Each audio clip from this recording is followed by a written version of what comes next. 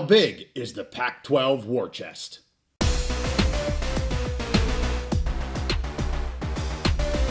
Western realignment and lawsuits are always in the news, so we're back here on the Big Mountain to keep you updated. JY here with another update on the Pac-12 and the Mountain West mediation on a global resolution in the lawsuits between the PAC, Colorado State, Boise State, Utah State, and the Mountain West begins today on May 19th. As I said last week, I doubt we're going to hear anything coming out of these talks until there is either an agreement or there isn't any progress being made, and so the lawsuits will continue here in two separate courts. One, of course, in a federal court in the northern portion of California. That is for the poaching penalties with the Pac-12. The other one being in the state of Colorado. That for the exit fees with Colorado State, Boise State, and Utah State. We also are not going to be given any information about the mediator here. They're an independent third party. They're typically held in confidence. I fully expect that to happen here again. They're here to just help start the conversation, try to keep the conversation going between the parties. They're not here to pick sides, have any sort of judgment, or conclude on any of the issues between the two. They're just there to try and help communication continue. Also, quickly approaching, as I said last week, is the June 1st deadline for withdrawing of the schools. They have to issue this by the end of the day on June 1st. And yes, the bylaws say on or before June 1st. So they have to issue that written notice as well as the $5,000 deposit in order to meet that timely exit fee notice for the Mountain West. Steve and I discussed this here in a lot more depth on our last live episode last week. If you're interested in that, check out that episode if you did not already. We also heard from Big West Commissioner Butterly here just last week, where June 30th is circled on every commissioner's calendar regarding kind of this global deadline, a well-known deadline for yearly realignment to happen. I think everybody, for the most part, already knows that, but as he said, June 30, very, very important here for realignment with different conferences. And we'll see what happens here over the next few months.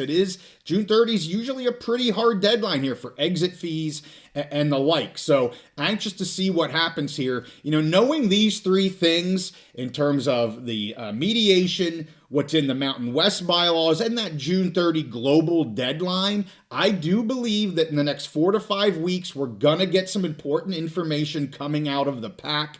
I do see several of these pieces, hopefully getting finalized here with the PAC and the Mountain West, and for the PAC to move forward with adding members and media deals and the like.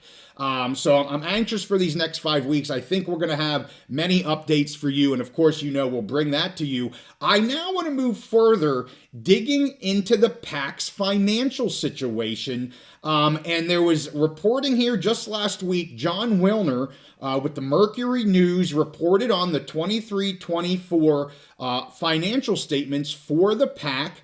It distributed approximately $30 million to each of the 10 departing schools and $46 million to Washington State and Oregon State for a total distribution of just under $400 million. Again, this being in fiscal year 23-24. So the $65 million, that pot of money that the departing schools agreed to as part of the settlement here about a year and a half ago, $20 million of that 65 was used by Oregon State and Washington State in 23-24.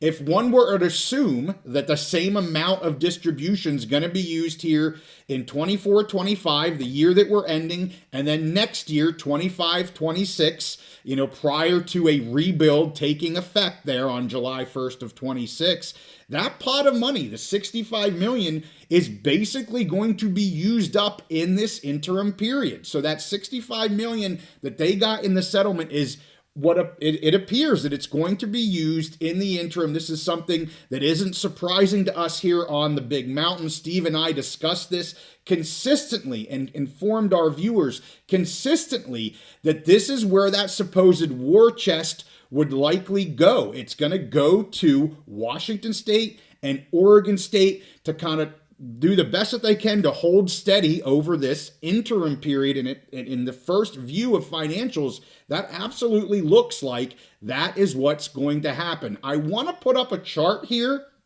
that we've used several times on the Big Mountain. I'm going to give a shout out to TJ Altimore. He put this together about a year ago. I think it broadly gives you a good feel about this PAC-12 war chest that Steve and I have tried to inform our viewers. It's not as big as what some people believe it to be.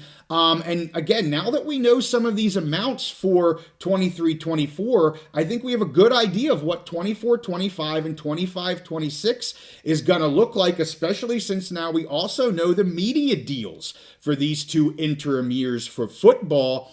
Other items on this chart, such as the Mountain West settlement, is not included. Of course, we don't know what that is, so that's not going to be on here. So again, this was done about a year ago, but I still think it holds true today overall as to where this war chest is going to be going. The 24-25 distributions here being about 90 million in total, so that only leaves about 50 moving forward. So the chunk of this is for operations. And again, I hate to bang that drum again, but that is what we have been saying for quite a while. So there's really not a huge war chest for the PAC rebuild. It's being used in the interim. Again, we see this playing out, honestly, in negotiations with the schools to become members of the PAC. You know, they're looking for a kind of a member on the cheap, and I hate to say it that way, but they're looking for someone to take not a full share at this point. We see some of that playing out with Texas State. Of course, New Mexico State has joined the chatter as likely someone that would be willing to not take that full share. So I think we're seeing that, especially now that we have these financials, we understand why the PAC is doing what they're doing in this rebuild. And I'll remind everyone that Teresa Gould, the commissioner of the PAC, has been clear that she is working for OSU and WSU right now. Yes, the other parties that are going to be a part of that rebuild are a part of the conversation, but Washington State and Oregon State are driving this bus along with Commissioner Gould for where they can head into the future. Also, while talking about the financials here, it's reported that the PAC spent it's almost $12 million on legal expenses in 23-24. Now, remember, a lot of that in 23-24 was for the issues that were going on with the departing members. Of course, that was in the courts and all that. So definitely some trial lawyer time there in front of the judge and whatnot.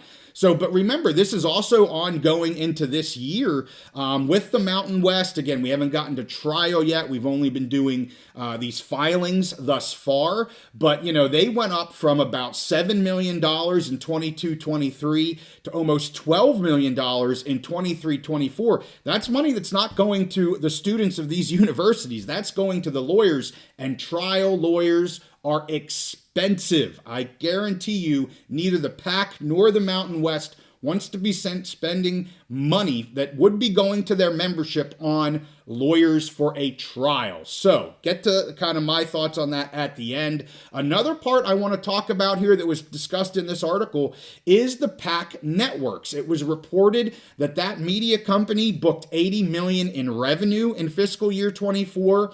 And that was the last year of existence for that full PAC before the blow up. It booked $94 million in expenses in fiscal 24. So it was underwater by $14 million when it was that full PAC. Now we know they've kind of rebranded this. Now it's just a production arm. So a lot of changes moving forward, but it was not making the PAC money, at least in the last year of that PAC-12. The revenue here represents about a $32 million decrease in the PAC-12 network from $117 million that was generated just 2 years earlier in 2022. The main causes of that, of course, there was that Comcast overpayment. So previous years, they were being overpaid because of issues in how they were paying Comcast. So obviously in 23-24, they had taken that reduction in order to kind of pay back what they overpaid or what Comcast overpaid them. Also, reasons such as cord cutting, more streaming type of usage here by the viewers, and also a decrease in sponsorship and ad sales attributed to that as well. So to summarize where the PAC was at here financially as of June 30th, 24, so last fiscal year, they had $63 million in cash on hand and a total of $67.5 million in net assets. They had a total amount of liabilities of $60.5 million. So do they really have this $200 million war chest that everybody was talking about, give or take? No, it's not even close to that. Not a surprise if you've listened to us. Again, we're not trying to throw shade at the PAC. We're PAC fans. We want Oregon State, Washington State to be able to give to their student athletes what they can. But the war chest, it was never as big as everybody thought. We're seeing that in the 23-24 financials. And the $67.5 million in net assets is likely going to be even lower come the fiscal financials here in 2025, as payouts to Washington State and Oregon State are likely going to exceed the income to help close that operation gap for those two schools. And of course, I don't want to get into the details of what we're seeing the cuts come from those two universities. If you're a fan of the Beavs or the Cougs, you know the operational cuts. I think Washington State has had a bit more reporting on that here recently, but they just aren't going to have the income coming in that they used to have from the PAC. And so you're seeing those operational cuts, because they're going to have a reduction in PAC revenues. So these newly released financials, or at least the reporting on the financials here, really not good news for the PAC. And the timing is frankly incredible to me. This was only days before they're going into mediation with the Mountain West. These financials, in my opinion, do not favor the PAC in this mediation, but it's giving us a glimpse into where they really are fiscally. And it's not a great spot.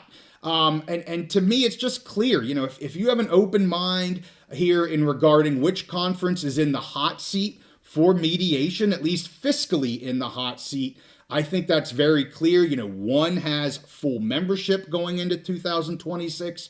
One does not. One has a signed grant of rights going into 2026. One does not. One has long-term media partners going into 2026. One does not. I am not trying to belittle PAC fans or the departing members. I'm just telling you where things are at right now. Again, take a look at this, be open-minded. I think it's clear, when we speak to the facts, where things are at here. And again, I'm not trying to overstate it. With all that said, I'm hopeful we get to a settlement. I think all of the fans, especially Washington State and Oregon State, they are so done with this. They're exhausted with these lawsuits. They're exhausted with where they're going to be at in the future in both sides here. We just want to move forward. I'm hopeful that can happen. However, no settlement leads me to believe that the PAC here, the lawsuit's kind of their last hope. They need to take a big swing at the lawsuit. They need to have a very positive outcome with the lawsuit. Otherwise, they could be in the exact same predicament here within a year that they were a few years ago. I absolutely hope that does not happen. I don't think it benefits anybody.